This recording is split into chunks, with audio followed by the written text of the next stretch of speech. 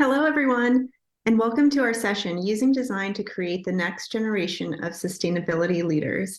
My name is Vasu Giannopoulos, and I'm the Deputy Director of Learning and Audience Engagement at Cooper Hewitt Smithsonian Design Museum. I'm so pleased to be here today with Bella Jacobs, who was a finalist in Cooper Hewitt's National High School Design Competition in 2019. And I'll turn it over to you, Bella, to say a quick hello. Hey guys, I'm really excited to be here and thank you for zooming into this session.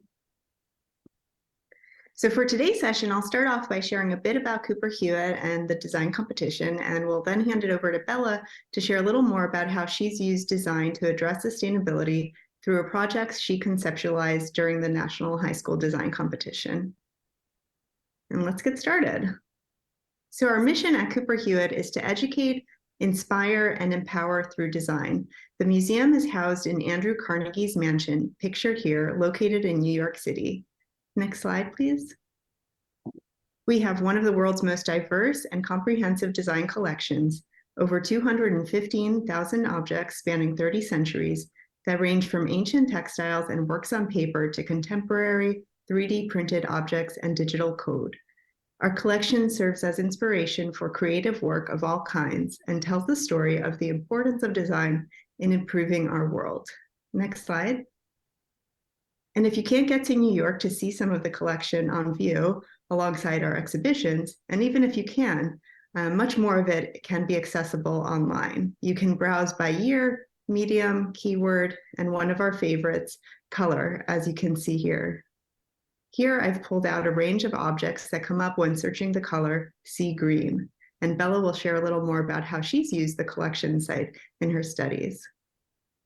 Next slide. Many of our education initiatives also expand beyond the museum's walls, including the National High School Design Competition, which we launched in 2016. Each year, we challenge teens around the country to respond to a real-world scenario to help empower them to be change makers of the future and also today. Each year's theme is inspired by our collection and exhibitions and have become more relevant to the world we live in, addressing topics such as accessibility, inclusivity, health, peace, and sustainability. Next slide. We've seen great interest in the competition over the years. This graph shows the significant growth in entries since the launch in 2016. And even during the pandemic, when we were expecting entries to fall, we saw even more students participating, as we heard from teachers looking for extracurricular and individual projects for their students. Just this year, we saw students from 27 states participate, and we hope to reach even more students and educators in the future. Next slide. We all know how impactful an educator can be in a student's life, and we've seen this in our findings over the years as well. Similar to previous years, this year we saw 77% of respondents having heard about the competition from their teacher. And you all can visit cooperhewitt.org/design competition or email us at designcompetition@si.edu to be notified of future iterations. And my colleague will drop links to those links in the chat. And now before I turn it over to Bella, I'll share a little more about our 2019 National High School Design Competition that Bella was a part of. Next slide. The theme for the year was, what would you design that is a nature-based solution to a global problem? Next slide, please. We challenge students to think like designers, to be more intentional and consider the potential ecological impacts of every design decision carefully. Next slide. Bella entered the competition as a 10th grade student from Myers Park High School in Charlotte, North Carolina. She loved the arts, writing, and anthropology, and she heard about the competition through social media, and her interests aligned well and decided to enter. And when we met Bella, we learned that the competition was actually her first experience with design, though she was clearly already thinking like a designer. Bella was selected as one of 3 finalists from 365 entries from across 23 states that year. Bella was inspired by the horned lizard, which thrives in deserts through rain harvesting, and she designed rain scales to collect, conserve, and filter rainwater from buildings as a sustainable method of water collection for areas that need it most. Next slide. Over the next 3 months, Bella and all the finalists had a one-on-one mentor phone call in advance of attending an intensive 2-day mentor weekend at the Adidas headquarters in Portland, Oregon. Next, the finalists came to New York City to visit Cooper Hewitt, learn more about design, and present their designs to a panel of judges during judging weekend. Next slide, please. And fast forward a few years, I've had the privilege to watch Bella pursue her early idea in the design competition. She's now a rising senior at Pitzer College, where she is studying anthropology and creative writing. And given her project, we invited Bella back to the competition to serve as a mentor herself in 2022. And now I'm thrilled to turn it over to Bella to share more about how she's pursuing her project that she started during the competition 5 years ago, Rain Scales. So Bella, over to you. Well, thank you so much, Vaso. I really appreciate it. And I just want to say thank you to Cooper Hewitt. And this experience of being in the competition, being mentored like this has meant a lot to me and really changed my trajectory of what I've been pursuing. I am also really excited to be talking to a room full of educators and creators because throughout my life, I've had some amazing teachers and experiences that have shaped who I am and how I interact with the world. And by the time I was in high school, my 3 main interests were art, sustainability, and social justice. And I was really prompted to think about these topics from some of my favorite teachers. So my 6th grade social studies teacher, Mr. Dia, got me interested in social justice when he showed my class a force-feeding video of Guantanamo Bay. It was a whole thing, and parents were in uproar, but he fostered in us this consciousness of the real world and empowered us to challenge social injustices. And then my mom taught me to love nature, and as I grew up, I realized that taking care of our planet is so deeply connected with issues of social justice. And then to combine them, I've always loved art, and so a lot of the art I was making ended up being focused on sustainability and social justice issues. And in high school, one of the amazing teachers I had was my art teacher, Miss Wu, and she was hard. She was not the kind of teacher that just told you that all art is made equal. And she really pushed me to think as an artist and to take risks, to test new ideas, new materials, processes, and to create something truly original. And so I am very indebted to my teachers who pushed me. Next slide, please. And so when I was working on art projects, I would listen to TED Talks. And when I felt like I needed a push to explore new ideas, I would return to a favorite book of mine called Steal Like an Artist. It's a great book for all creators. And it basically says that to make something brilliant, we have to return to our heroes, the artists and leaders whose work we consume and say to ourselves, I want to create something like that. So this book says to use someone else's brilliance as a starting point and to take little pieces of it and tuck them away, combine them with all of your other collected pieces and turn it into something new, something brilliant, and something that is yours. And so as you can see on the screen here, one of the TED Talks that inspired me a lot was Jane Benyus's talk, Biomimicry in Action. And so Jane Benyus defines biomimicry as the practice that learns from and mimics the strategies found in nature to solve human design challenges. And so when I saw this, and then I was also thinking about this book that I like, Steal Like an Artist, it occurred to me that it sounded like Jane Benyus was asking designers to kind of steal like an artist. And of course, the world's ultimate artist is nature. And then another funny note on this is I found out after I'd done the whole competition, I think it was Vaso that told me that Jane Benyus has been involved with Cooper Hewitt and has received awards for her design work there. So that was just a fun little after the fact thing I found out. Next slide, please. And so I had these ideas back in the back of my head, but I put them on the back burner to pursue other interests. And I was really lucky, and I got the formative experience of going to South Africa to learn about black rhino conservation. And while I was there, South Africa was in a severe drought. And Cape Town, which is the second biggest city, was bracing for day 0, which is the day that Cape Town would run out of water fully. And so on one of the last days that I was there was a ton of unexpected rain, and the concerns over the drought were replaced by devastating floods. And you can see there, it was on the news everywhere. And I mean, I remember seeing people taking like gallon jugs and going to try to fill them up because I knew the taps were going to run dry soon. And it was, not something I'd ever experienced. Next slide, please. And so you can kind of see like the sick irony of these catastrophic floods in a place that desperately needed water. But, I went home, I went back to my life where I've never had to worry about water. And I was scrolling on Instagram and Cooper Hewitt's design competition prompt popped up. And it was such a cool prompt.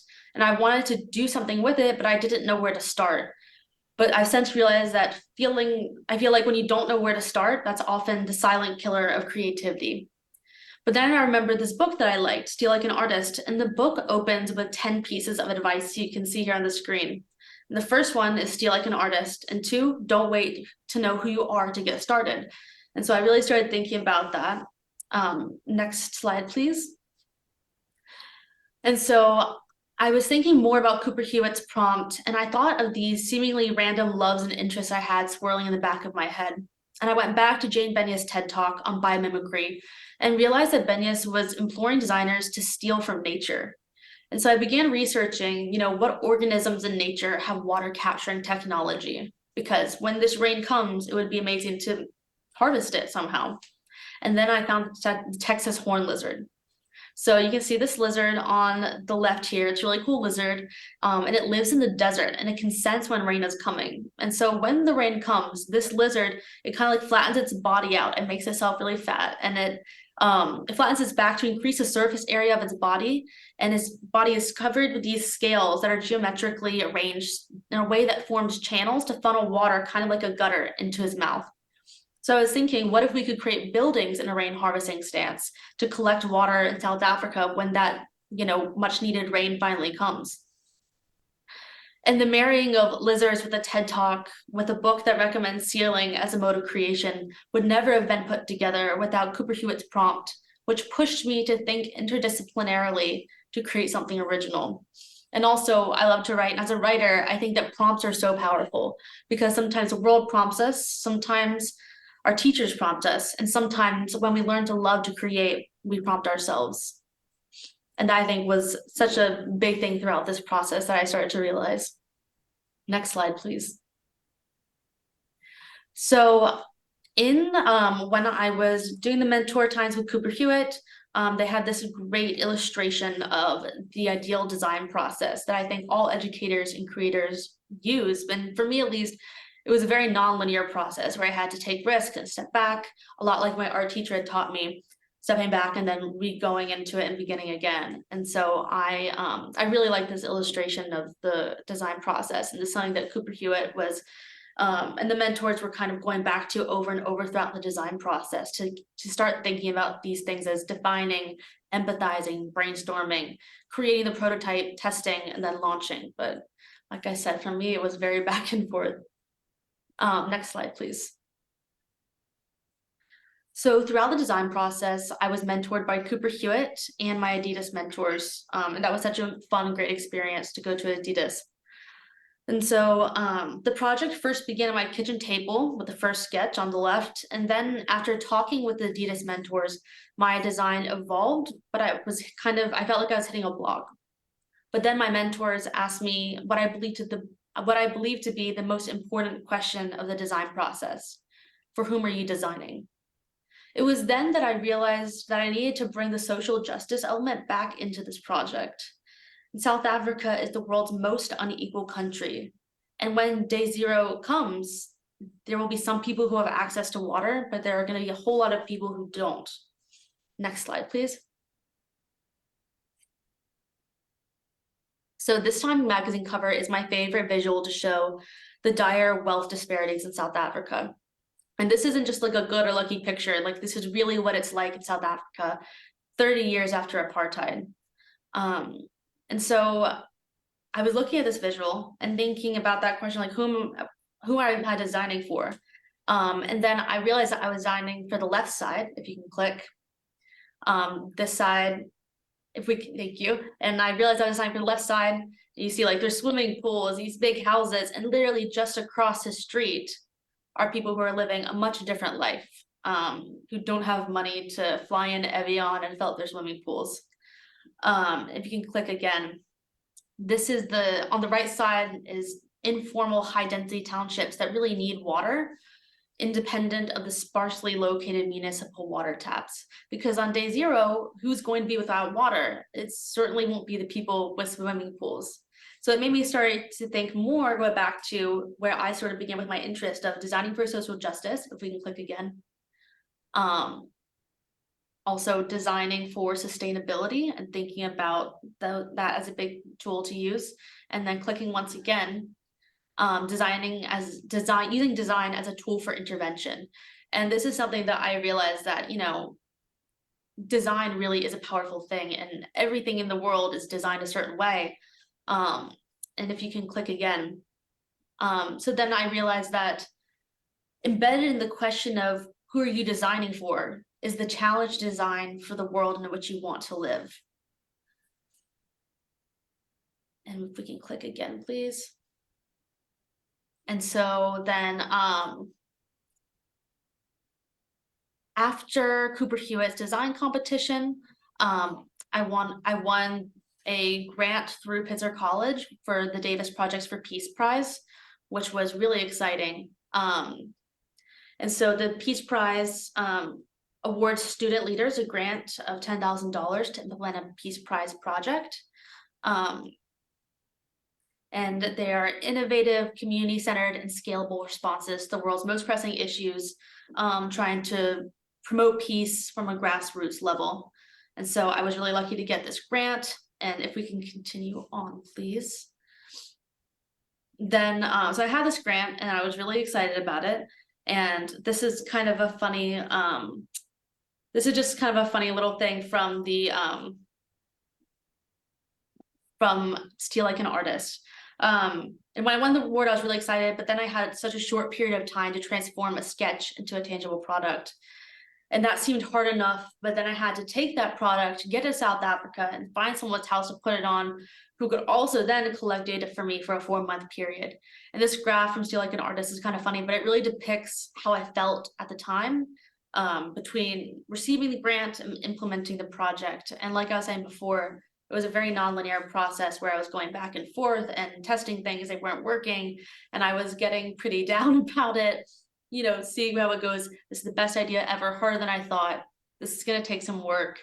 And then getting down to the dark night of the soul, which definitely happened a couple times, but then ending up sort of up a little more, saying it's done, it sucks, but it's not as bad as I thought. Which I feel like is fair. Like it was, I think that's a fun way to look at it. And I will say that I think I underestimated the project and I underestimated the conditions in the township that I was going into. But through the process of designing the project and creating rain scales, I learned quite a lot from it. We can go to the next slide, please. Then as I was developing an idea into a physical product, you can see stress, struggles, and feeling stuck. And there are a lot of obstacles in creating the physical project, especially from an engineering perspective. Turning a sketch into a product was hard. And I had trouble figuring out what materials to work with and the construction elements of it. But I got some insight from a friend of a friend who was a NASCAR engineer who helped me speed up the production through CAD software. And then there were a lot of people who helped me along the way, including my community partner in South Africa, Elizabeth Dankworth, who's really involved in Rotary International and really understands what it's like in the township. And then once I was in South Africa, I was installing the rain tanks and securing them with metal, and but the tap on the rain tanks was metal, and this posed a real problem because in the township's ecosystem of poverty, resources are really scarce, and even a metal pipe is worth selling. And so those are things that I just was a bit naive about and didn't know until I got there. And so then in this picture, that's me when I had to make them on site. So that's me building them with the physical product. And then I'm in the picture with Lucky. He was really great. He was one of the people who helped me install them up on the roofs. And he's just a really nice guy. And he actually has one of the rain scales on his roof, and the bottom picture shows the rain scale on his roof. And so you can see it was really patchwork. Like it's being held down by anything we could find. There's duct tape, there's a rock, but it ended up working out. But as I was working through a lot of these issues before I actually finished the project, you can click, I returned to Steal Like an Artist. Um, and on this list of advice, number 4 says, use your hands. And so I did. We can click again, please. And I returned then to the process of creating that my art teacher drilled into me. And I was taking pictures of each step of the design process. And at the time, I didn't really know why I was taking pictures of it, but I realized that that's just what I had been taught from my art teacher. And it really did help to document what I was doing with my hands to see if it matched up with what I could see in my head. And so that process really goes along Cooper Hewitt's process, but also, comes from my art teacher as well. And click again, please. And so here, we're about to see a quick video. So this is me in my backyard when it rained. So this one isn't and finished, I'm but kind there of would be a testing pouch it. where the rain would collect. This only has a few on there, but the It's like rain half comes built down here. through here and it collects, and then you have some rain water to drink. So it was a lot of like me just testing things out and seeing how they're going. But as I was trying to figure this out on my own, like I realized that I really need to go back to the lessons from my mentors. And my mentors I see as like Cooper Hewitt, my high school art teacher, and then also my school has a lot of focus on practice and building lasting community partnerships as a really big piece of education, and also being like a world citizen. And so from Cooper Hewitt, we really had to go back to this idea of for whom are you designing? And I kept thinking about that over and over, not only when I was creating the project, but also as I was trying to implement it. I also had to think about what my high school art teacher would say, especially when we were drawing proportions on things. And she always said, you need to step back and look at your work and see what it looks like, and then go back into it and reevaluate. And that's definitely something that I need to do throughout this process. And lastly, just building lasting community partnerships was so important, to have people you trust, people who know you, and who are willing to kind of stick their neck out for you and let you put this funny looking thing on top of their house. And speaking of a house, there's this fun activity that we did that I still think about a lot, that Vaso led during the mentor weekend from the high school design competition. And so if anyone has a piece of paper or something to doodle on, get it out, or just think in your head and think, all right, what does a house look like?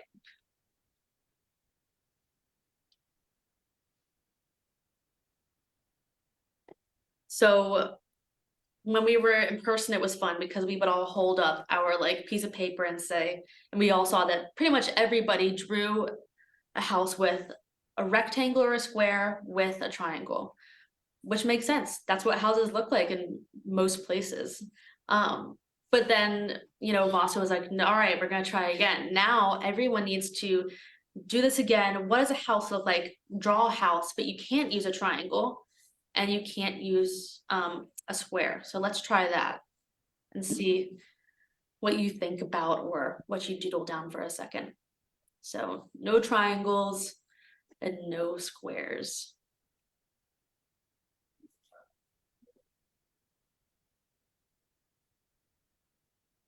Okay, so now, like I said, it's very fun when we're in the room, because now everyone holds it up. And like, I thought I was so original, and I drew a circle for a house and made it out of circles.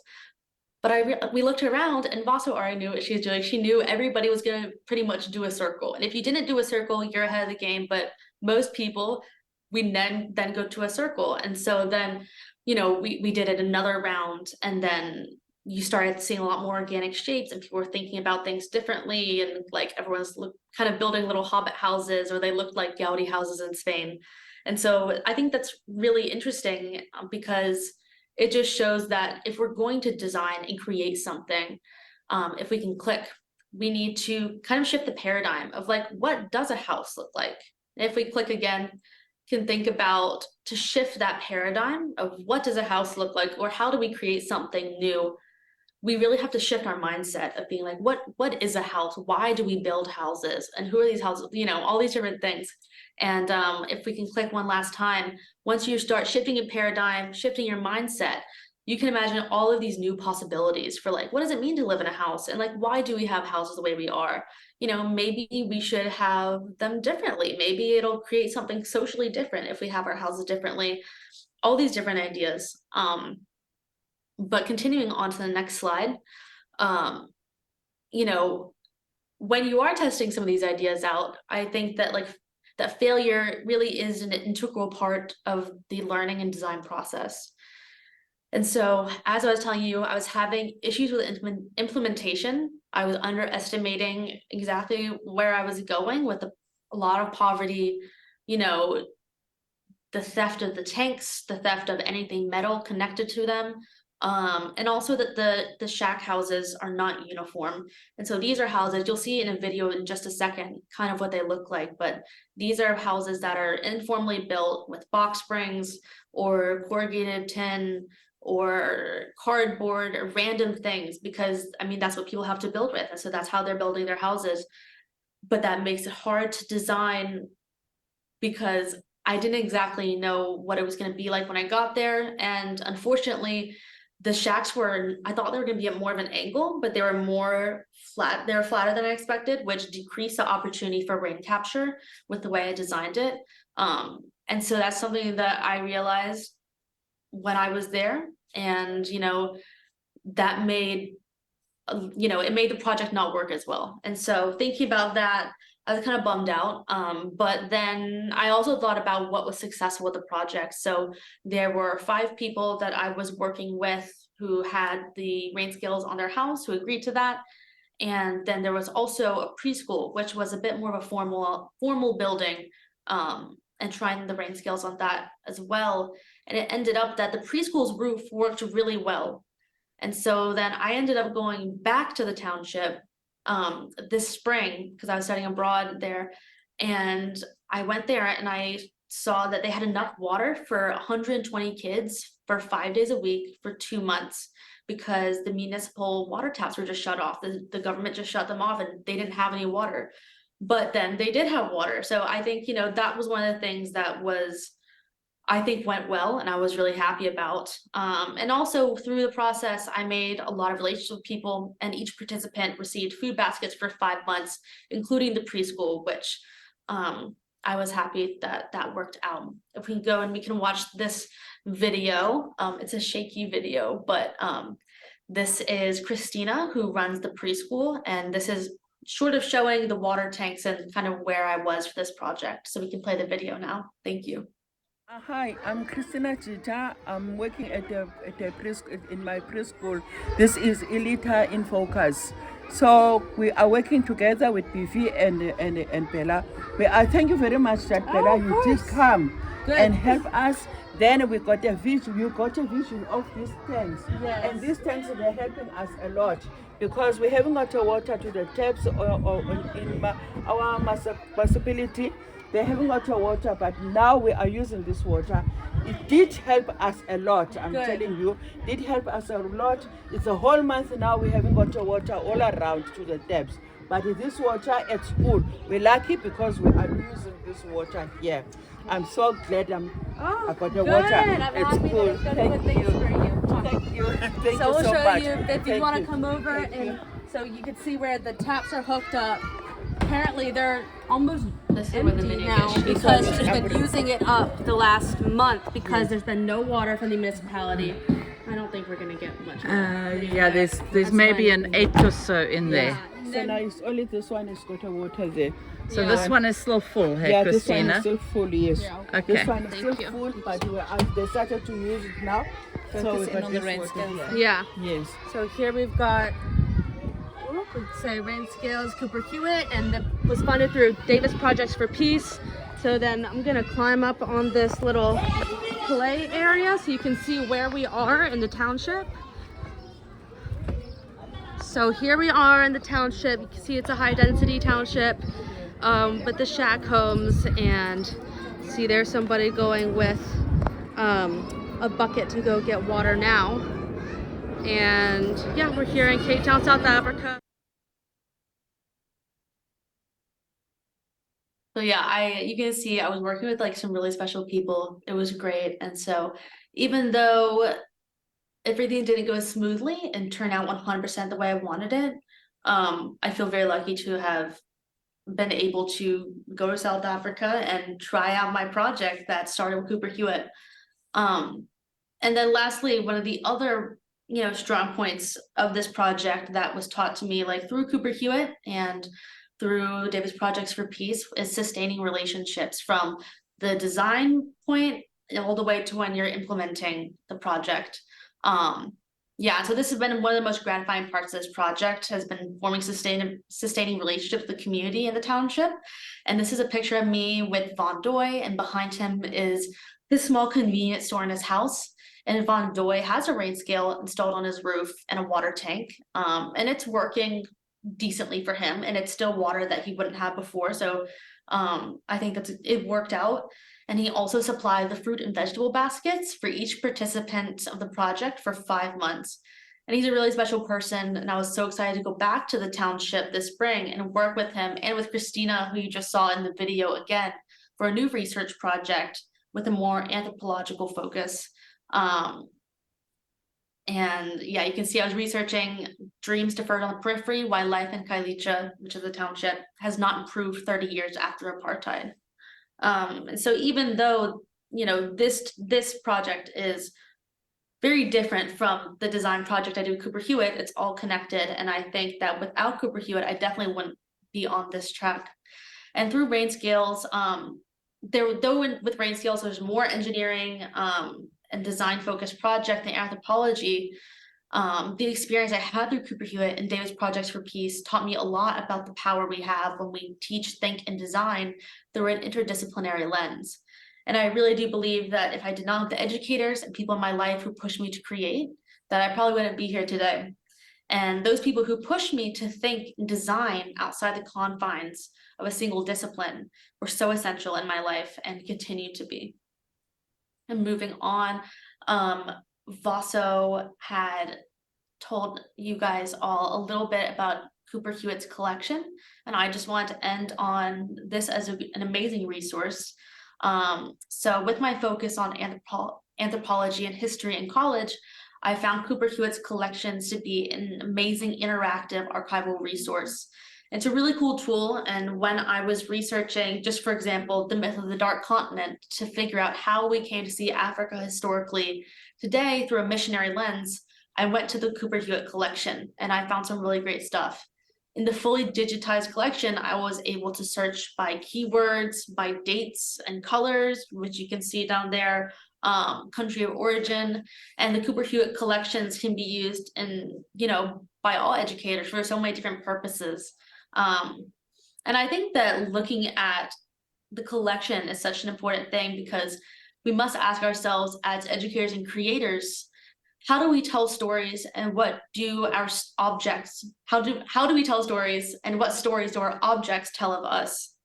And for this particular project, I wanted to understand how the construction of the missionary conceptions of lightness and darkness by looking at historical objects, and there really was no better place to do it than through the Cooper Hewitt collection, since you can, layer all of these things together. And yeah, so I've used Cooper Hewitt in so many different ways and their resources, and feel so lucky to have been a part of their design competition. And so if we can move on to the last slide here, I just want to really thank Vaso and Cooper Hewitt, and also my parents for their middle of the night help, and all of the people who guided me, all the teachers I've had, because it was a long process that took many years to go from this drawing that I got selected for, which was really exciting, and then all the way to going back to South Africa for a second time, and going back and meeting with the same people. So yeah, I guess now we can move on to questions, and if Vaso wants to pop back in too. So yeah, thank you guys so much for listening to my long design process. Well, thank you, Bella, for sharing your inspiring project and where you've been, where you've come with it. If you do have any questions, please feel free to drop those in the chat for us, and we'll start things off. We have one question here. Is there a way this idea could be revamped so that it would be even more effective? So, Bella, I don't know if I know you've just come back from South Africa. Have you already started to think of the next iteration of your project or the possibility I of back? That's a There we good go. question. That's a good question. Thank you for the question. I definitely think it could be revamped to be more effective. I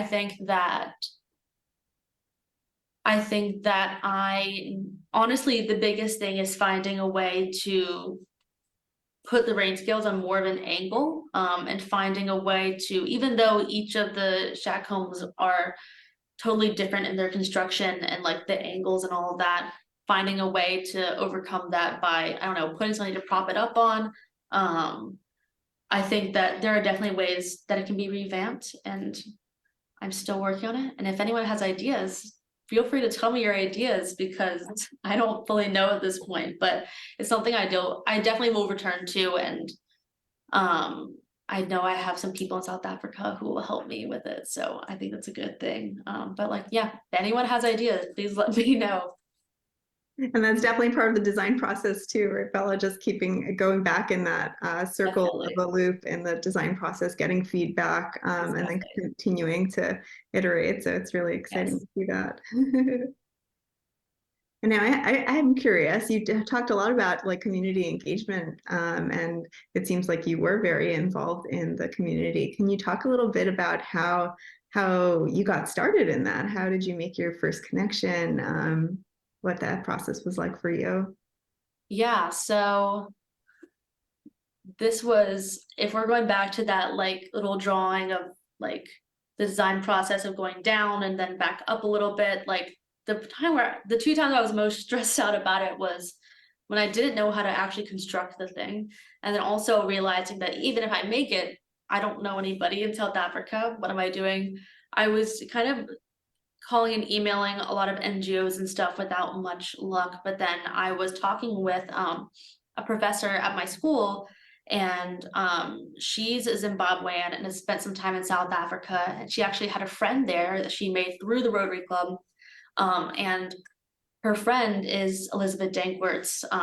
She was in the video for like half a second, but she needs a lot of credit on this project. She ended up being my community partner. My professor put me in touch with her, and she is this great person. She has a lot of energy. She goes and gets things done. And basically, she's been doing work with the community in Kailicho, which is the name of the township, for like 10 or 15 years now. And honestly, it's pretty unusual to have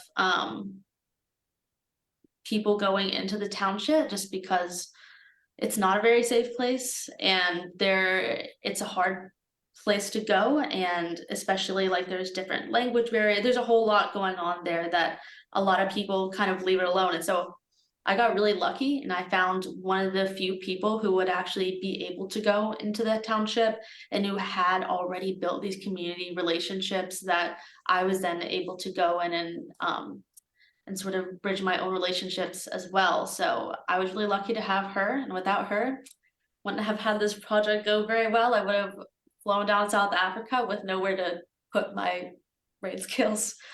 So yeah, that was how I got involved with the community there. And yeah, so it's a really special place. It sounds great. All right. And you talked a lot about being connected through your professors, and obviously the grant was a huge milestone in Yes. achieving this project for sure. Could you talk a little bit about how you found that grant? Was it specific to the college you attended, or did you seek it out otherwise? Yeah, so I had been kind of casually looking for a grant. Like I was kind of like, if I find something, then I'll really invest in it. But money is hard to find, especially for projects like this. But then, so my school does do a lot of community engagement projects, and through my school, I heard about the Davis Projects for Peace Fellowship, and this was actually in my first year of college, and it was a Zoom year, and so I had a little extra time because I was just in my bedroom. And then, so I applied for the grant, and Davis Projects for Peace, they partner with a handful of schools, and they get the school to choose one representative each year. And so I applied and I got lucky and I got the grant. And so it definitely was a lot easier and very lucky that I had Pitzer as an institution to like tap into their relationships with grants and fellowships and things like that. So it definitely worked out. That's great. And a great comment in the chat too about the potential of also being able to collaborate with schools that have engineering focuses as well. I don't know if you thought about that when you were trying to actually build your project in real life. I'm writing this down. Your school I'm writing had all one these things down. Sure. Yeah. Thank you for everyone's ideas and feedback.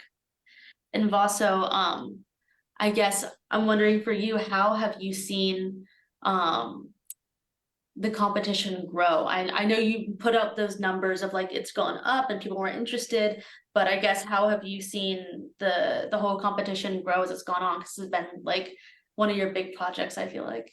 Yeah, I mean, it's been super rewarding seeing how passionate young people are on topics that as adults we find are like super complex and, a little scary going into, and presenting these ideas, these prompts to students.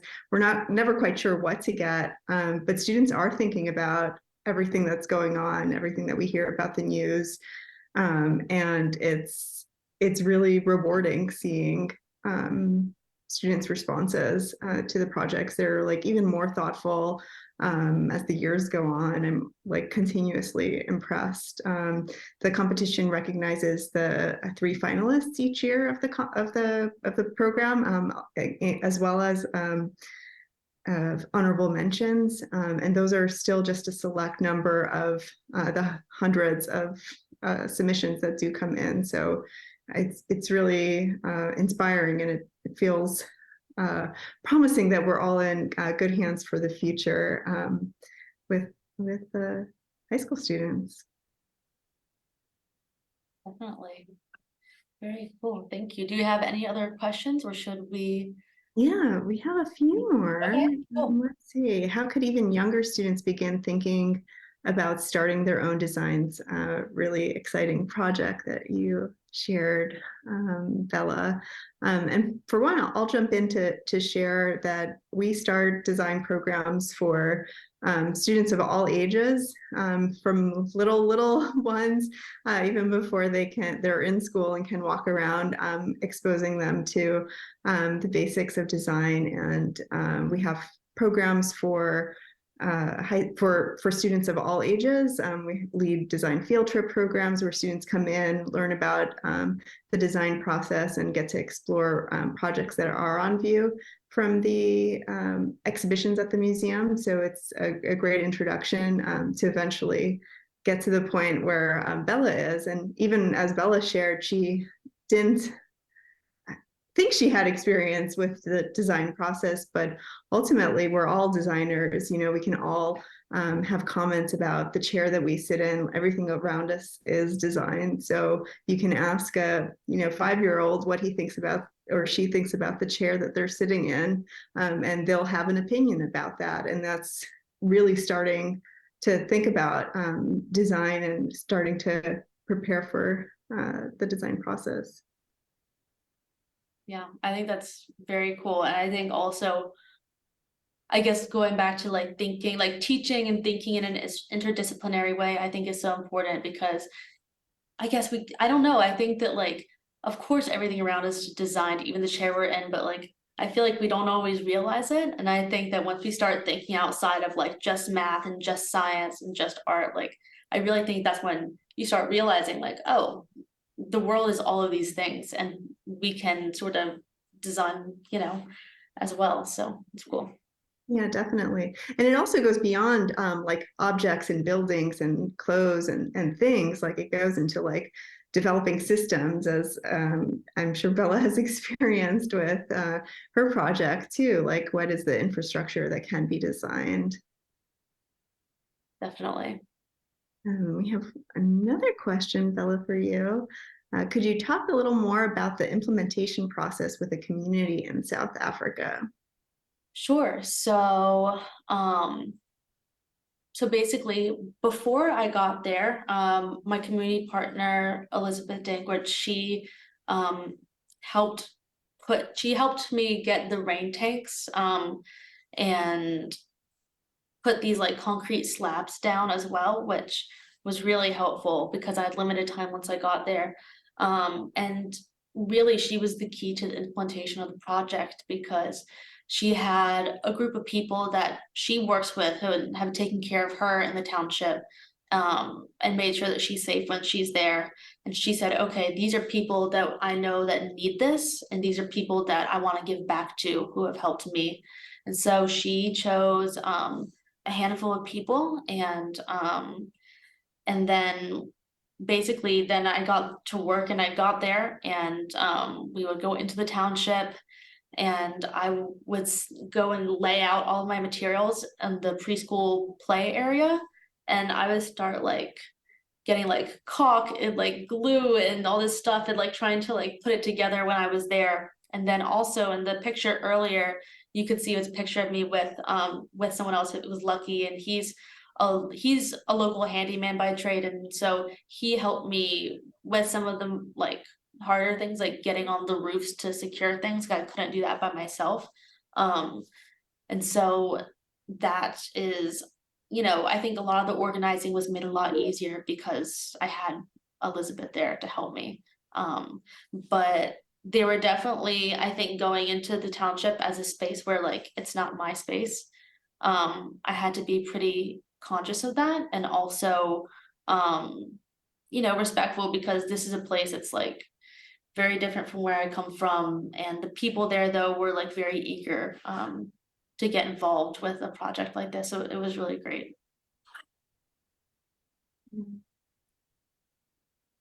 That's so important to have in mind in any project that you're working on, to knowing where you're coming from and where, meeting the person in any situation where they are. So that's Definitely. Yeah. And speaking of design process and feedback, like even the people who I was putting on their houses and stuff, they had ideas and they were like, no, you don't need to do that. You should do this. And then I did it and it worked out better.